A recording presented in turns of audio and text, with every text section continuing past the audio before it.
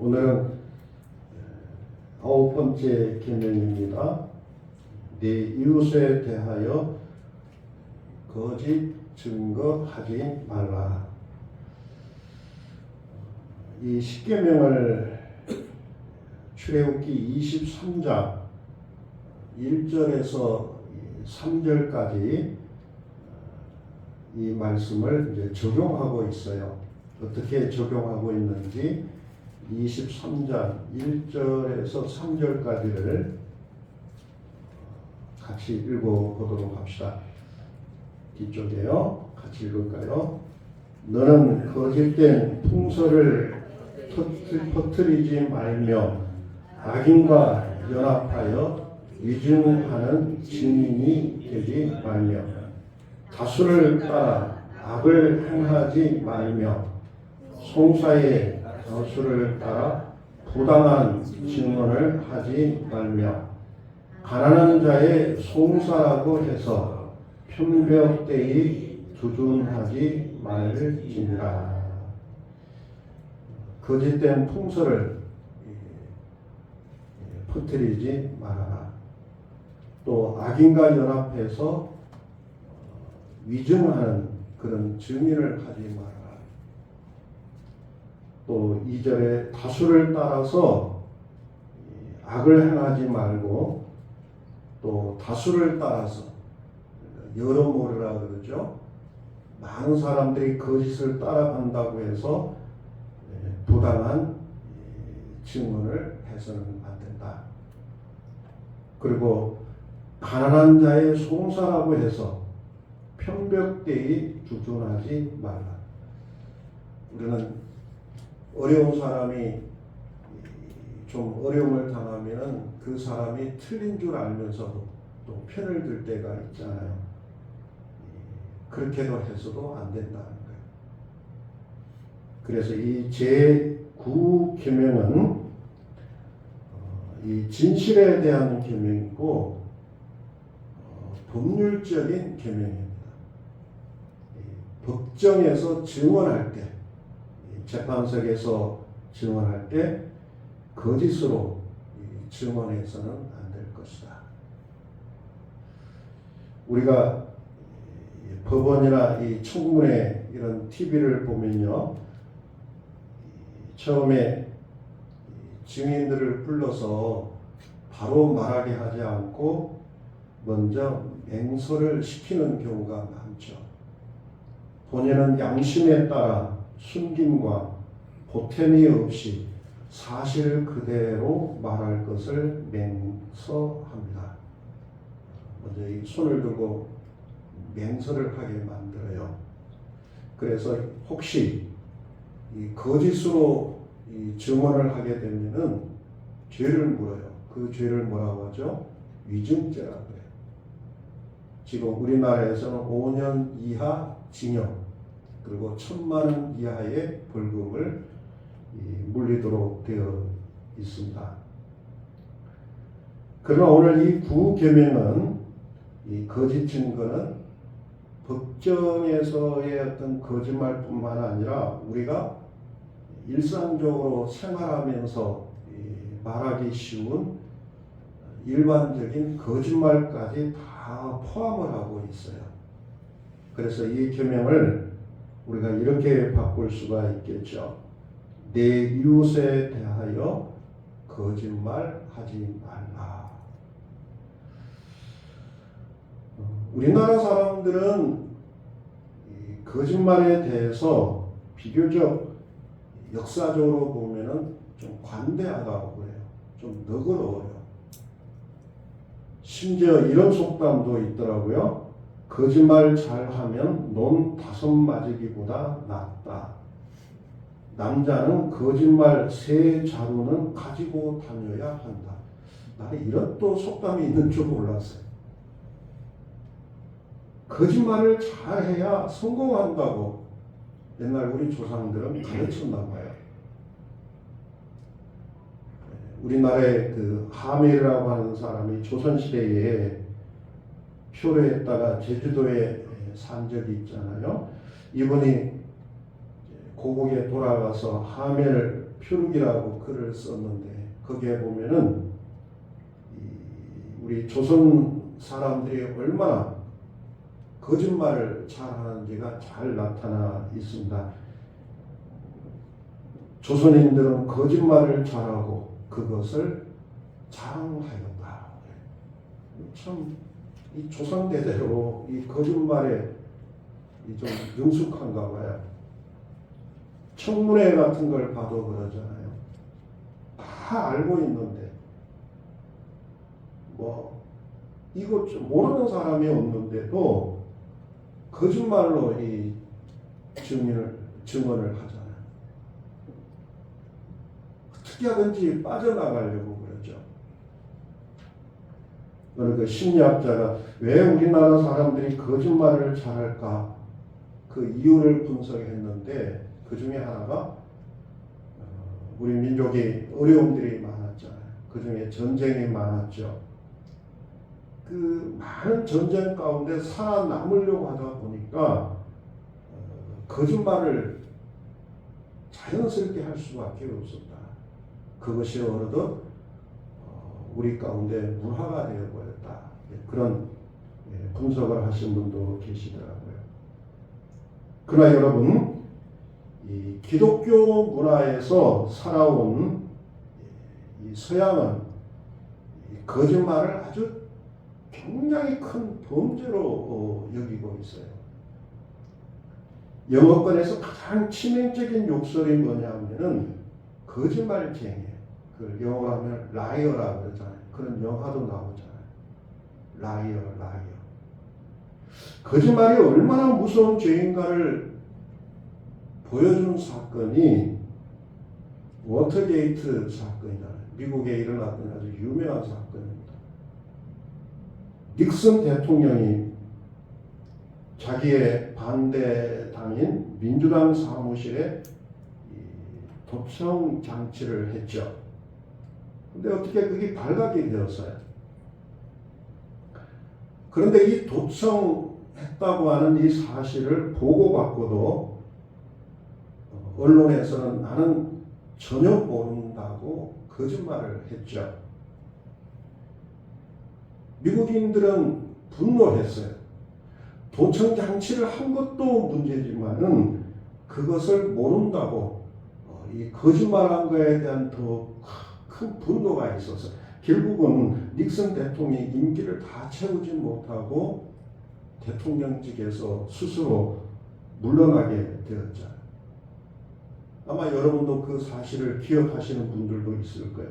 그러니까 미국은 그 역사적으로 보면은 도덕적으로 지도자가 문제가 있어도요, 그냥 진실을 고백하면은 어느 정도 국민들이 좀 용서를 합니다.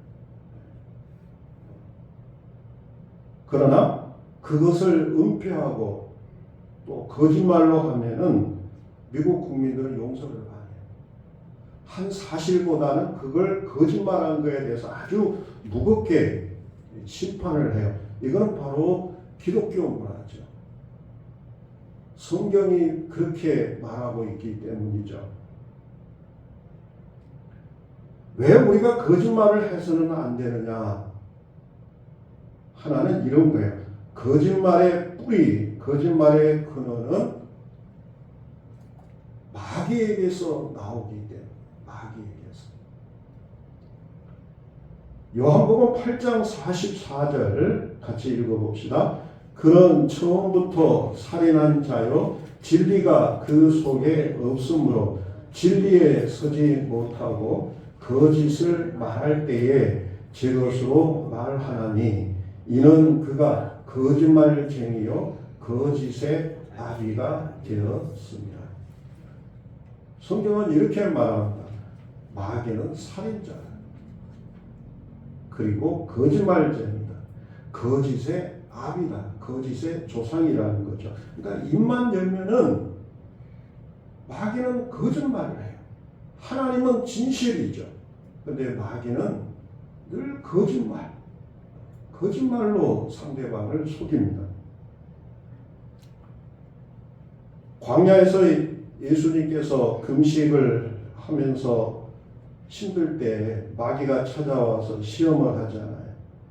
뭐라고 시험합니까?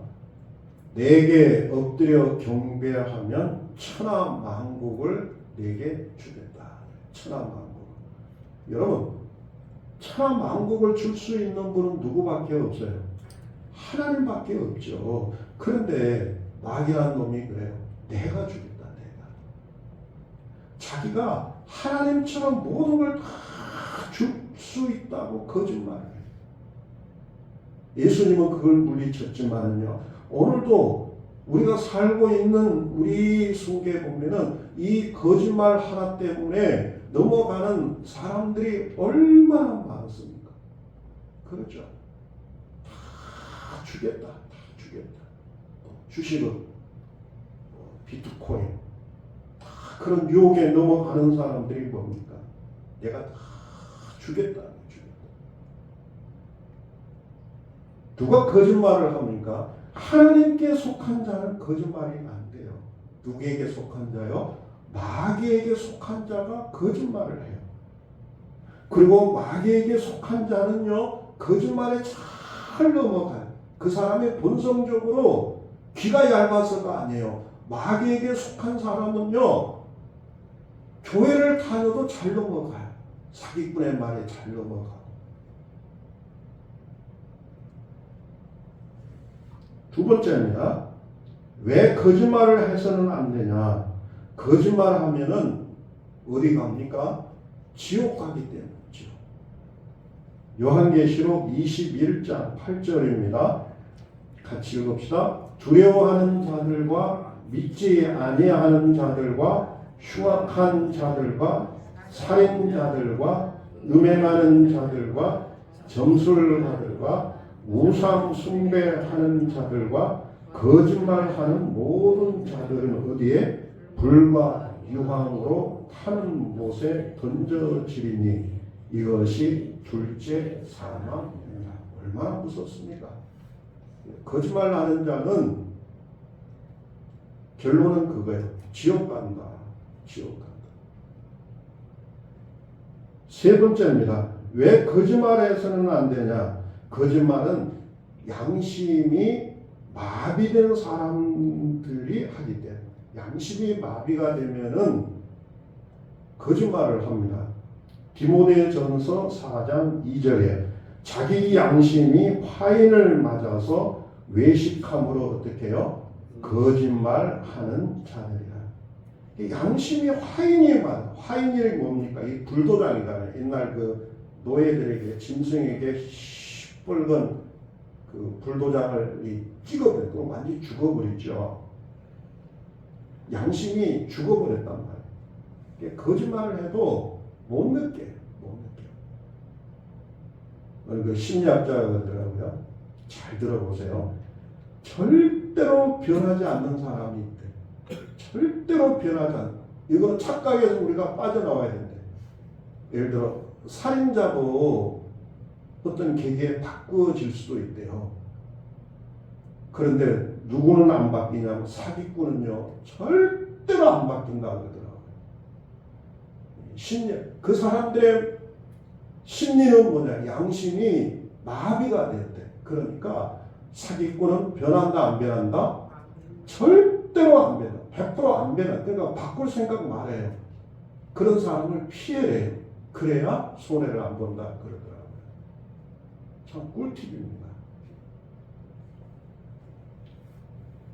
네 번째, 왜 거짓말을 해서는 안 되느냐? 서로 지체이기 때문에, 서로 지체이기 때문이다. 에베소서 4장 25절입니다. 같이 읽읍시다. 거짓을 버리고 각각 그 이웃과 더불어 참된 것을 말하라. 이는 우리가 서로 지체가 됨이라. 에베소서 4장의 말씀은 일반 생활에 주시는 말씀보다는요, 교회 공동체에 주시는 말, 우리 교회 안에 주시는 말씀인데요. 왜 이웃에게 참된 말을 해야 되느냐? 이 교회 안에서는 참된 진실을 말해야 되는데 왜 교회 안에서는 진실을 말해야 될까요? 볼까요? 왜 거짓말을 해서는 안 된다고 말합니까? 우리 모두가 뭐기 때문이요? 뭐가 되기 때문이요? 지체가 되기 때문에. 지체. 여러분, 지체라고 하는 게 뭡니까? 지체라고 하는 뜻은 같은 몸이잖아요. 같은 몸. 오늘 우리는 전부 다 하나님의 자녀들이잖아요. 자녀들. 하나님 안에서 우리는 식구잖아요. 한솥밥, 말씀을 같이 먹는 한 식구잖아요. 여러분, 한번 물어봅시다. 혹시 다른 사람들에게는 거짓말하기도 한다고 합시다. 그러나 누구에게는 절대로 거짓말 안 합니까? 가족들에게 거짓말 해요, 안 해요? 해요? 부모가 자식에게 거짓말 합니까, 안 합니까? 만일에 부모가 자식에게 거짓말 한다면은 무슨 말이에요? 너는 나의 지체가 아니라는 걸 말하는 거예요. 너는 나의 식구가 아니라는 걸 말하는 거예요. 얼마나 무섭습니까? 그래서 부모는 자식에게 거짓말을 할 수가 없고 자식도 부모에게 거짓말을 안 하죠. 오늘 우리 교회도 마찬가지라는 거예요. 교회 안에서도 서로 한 식구가 되려면은 목사가 성도에게 거짓말을 한다면은 그거는 더 이상 관계가 아니에요. 그건 사기꾼이지. 여러분들이 또 저에게 거짓말 한다면은 그거는 여러분들이 저를 식구로 인정하지를 않는다는 거예요. 다섯 번째입니다. 왜 거짓말을 해서는 안 되느냐? 생명을 사랑하고 좋은 날 보기를 원한다면은 거짓말을 하지 마라.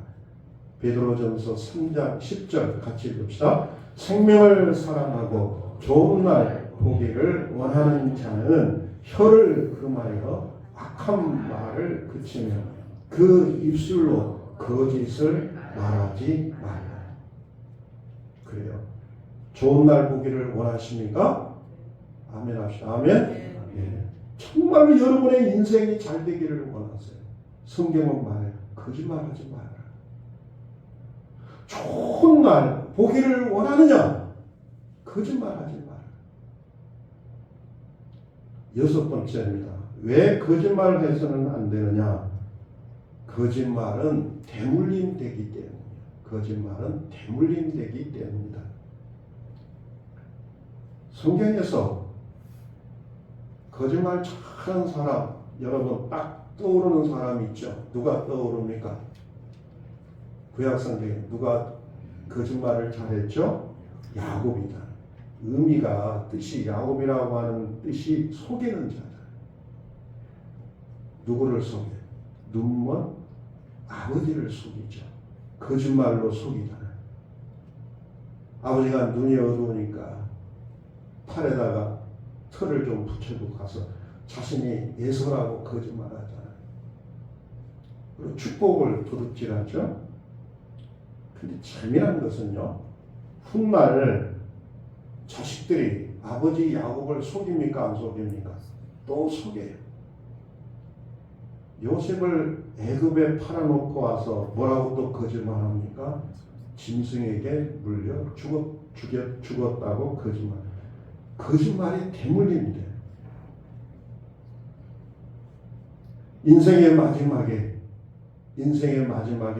야곱이 했던 고백이 뭡니까? 험악한 세월을 사랑한다. 험악한 세월을 사랑한다. 오늘 우리 대의 모든 것들이 끊겨버리는 역사가 우리 가운데 있기를 바랍니다. 어떻게 해야 우리가 거짓말을 하지 않을 수 있을까? 어떻게 해야만 우리가 진실을 말하며 살 수 있을까? 첫 번째는요, 꼭 기억합시다. 거짓말하게 하는 것은 마귀의 유혹임을 여러분 꼭 기억할 수 있기를 바라요. 거짓말하고 싶을 때 그는 누구의 유혹이라고요? 마귀, 성령의 역사가 아니에요. 마귀의 유혹이다. 마귀의 유혹. 기도해야 됩니다. 우리는 또 하얀 거짓말이라고 하는 그런 말까지 만든, 오늘 우리 기독교인들은 그것마저도 하지 않도록 기도하셔야 돼요. 시편 141편에 보면은 내 입 앞에 파수꾼을 세우시고 내 입술의 문을 지키소서. 내 입 앞에다가 뭘 세워달라고요? 파수꾼. 그러니까 함부로 말하지 않도록, 거짓말하지 않도록 하나님 내 입술을 지켜주시기를 원합니다. 두 번째는요, 작은 거짓말도 습관적으로 하지 않도록 우리가 몸부림을 쳐야 됩니다. 가끔 TV에 보면 그런 게 나오더라. 드라마에 보면은 가족끼리 있을 때 전화가 오잖아요. 그러면 이제 아이들이 전화를 받아가지고 너희 엄마 아빠 바꿔달라 그러잖아요. 그러면 이제 묻죠. 누구 전화냐? 좀 받기가 싫은 사람이 있죠. 뭐 하여튼 안 좋은 관계나 뭐 그러면 뭐라 그래요? 엄마 없다 해라. 속상하게. 아빠 없다고 해라. 있는데 이런 말을 자녀들이 듣는다면 어떤 생각을 할까요? 아, 분리할 때는 거짓말을 해도 되는가 보구나. 괜찮구나. 이게 하나의 문화가 될 수 있다는 거예요. 습관적으로 하는 거짓말. 세 번째입니다. 진짜 정말로 이런 말을 함부로 우리가 사용해서는 안 돼. 진짜다. 또 정말로.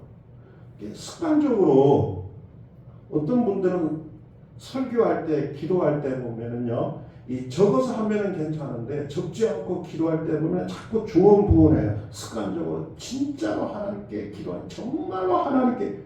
그러면 여러분 어떤 생각이 듭니까? 아, 저 사람이 진짜 열심히 기도. 그것보다는 저는 어떤 생각이 드냐면은, 그럼 지금까지 했던 말은 다 뭐야?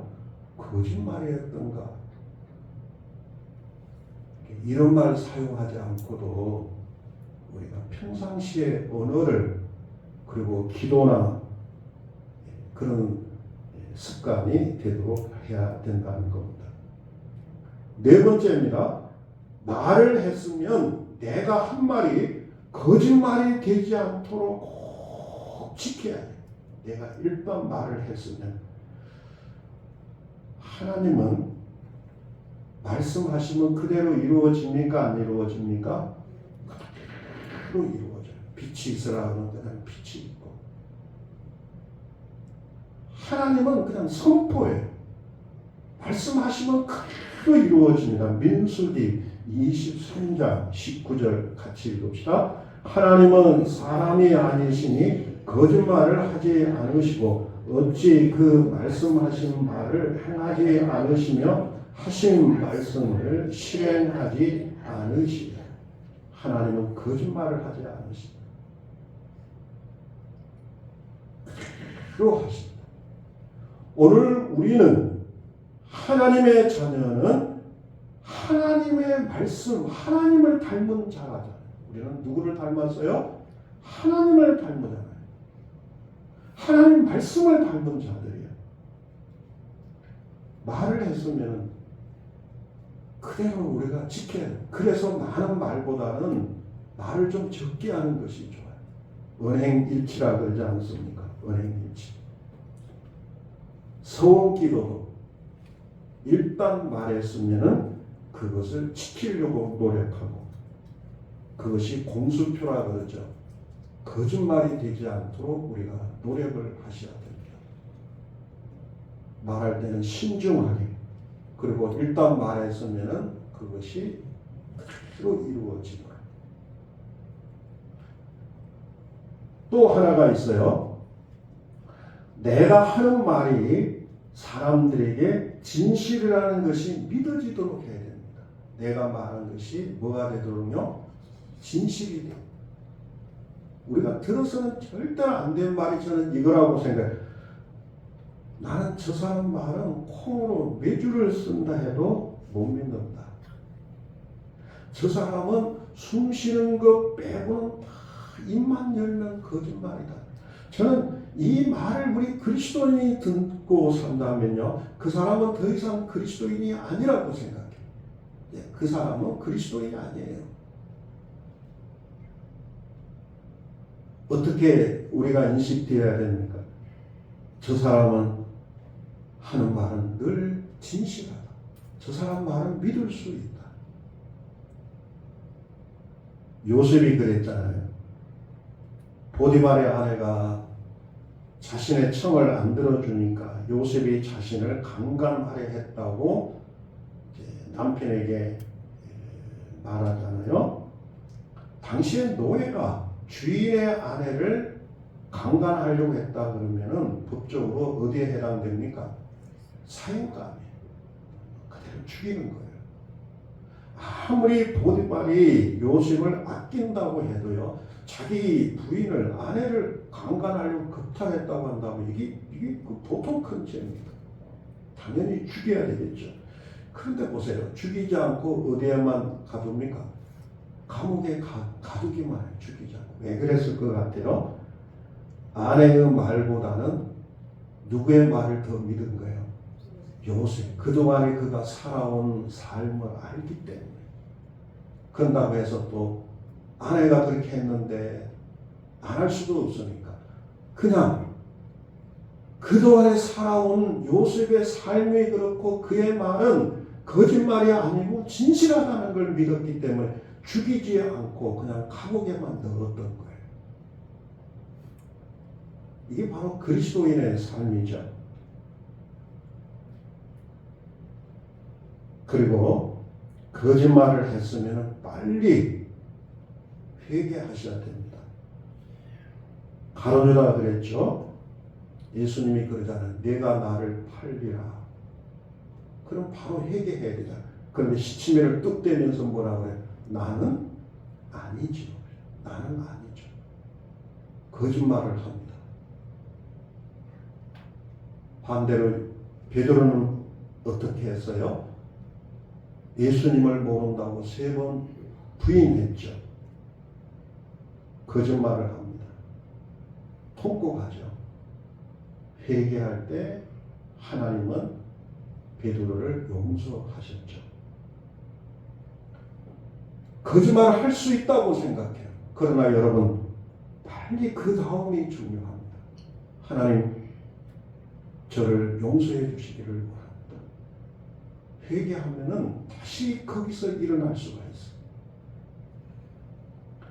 잠언 아굴의 유명한 기도문이 있습니다. 잠언 30장에 보면은 그는 하나님 앞에 이런 기도를 평생 드렸다고 해요. 헛된 것과 거짓말을 내게서 멀리 하옵소서. 거짓말을 멀리 하옵소서. 오늘 우리 가운데 하나님이 주시는 거룩한 말, 거짓말이 아니라 진실이 늘 우리의 언어 생활이 될